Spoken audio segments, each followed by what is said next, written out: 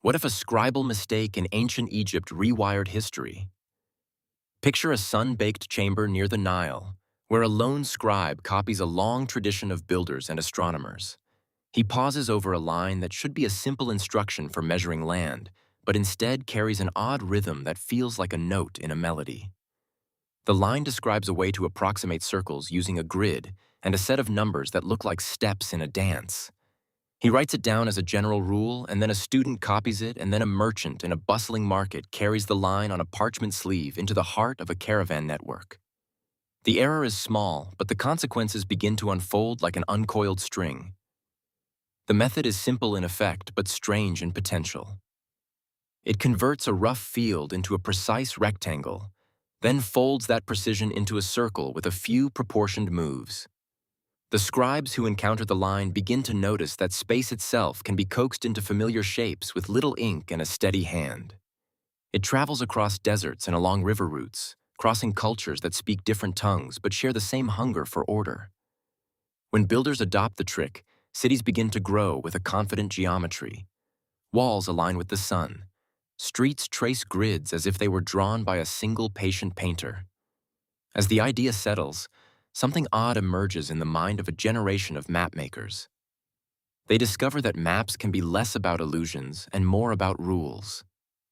They start to think in ratios and tiles rather than landmarks alone. A sailor learns to chart a coast not by fear of the unknown, but by a quiet arithmetic that translates wind and current into a dependable path. A navigator teaches the method to merchants who sail farther than any before. And soon, the sea becomes a laboratory where numbers breathe and answers emerge from patterns rather than guesses. The world changes in small, almost invisible ways.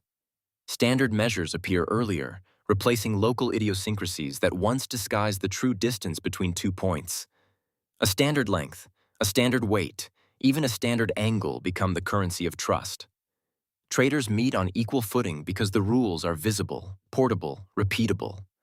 Tax collectors learn to quantify harvests with a calm that was once guarded by fear of misreporting.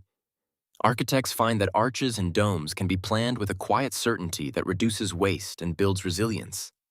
A city that once trembled with sudden reinventions now grows by predictable cadence. Meanwhile, scholars trained in this ancient method begin to accumulate a library of patterns that feel almost modern in their clarity.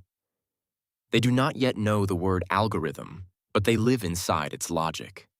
The treatise that sparked the chain reaction evolves into a school of thought where numbers are a language for shaping the world instead of a luxury for the few. The rhythm of calculation becomes a heartbeat of civilization, and the impulse to experiment, once seen as risky, is welcomed as the natural next step in a long conversation between mind and matter. Over time, neighboring civilizations write new pages that rely on this arithmetic gravity. A clockwork mechanism is imagined not as a marvel of excess, but as a natural extension of the same rules that choreograph fields and harbors.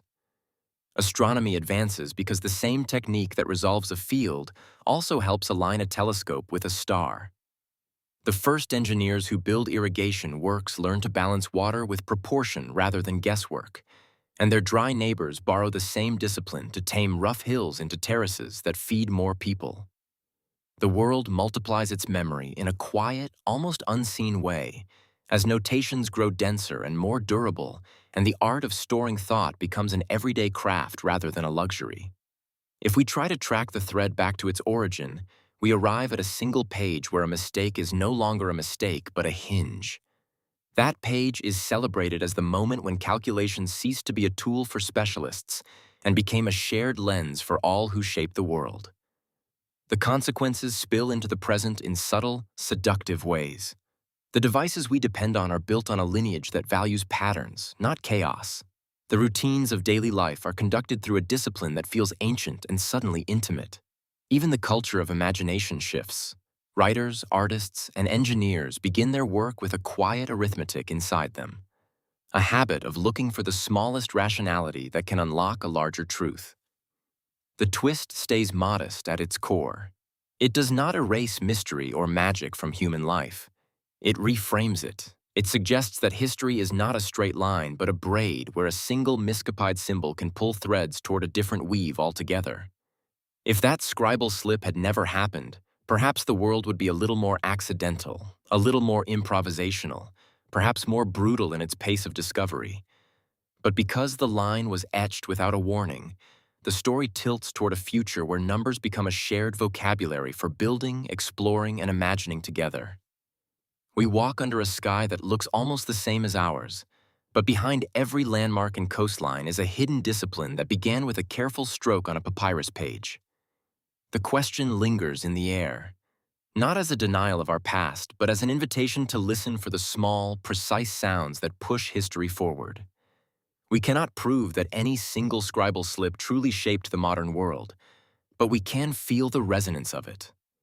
The thought experiment nudges us to wonder how fragile the sequence of events can be, and how much hinges on a moment of human fallibility. Perhaps the most remarkable result of this imagined error is not a different map or a different empire, but a change in how we understand our own capacity to connect ideas across time.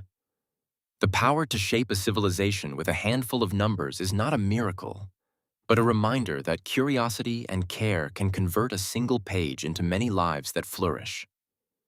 We end with a quiet question for the audience. What other small mistakes, misreads, or generous misinterpretations might hold the potential to steer human progress toward a different horizon? And we leave the figure of that ancient scribe in the background, a humble reminder that history is a chorus of voices where one misread note can become a harmony that endures.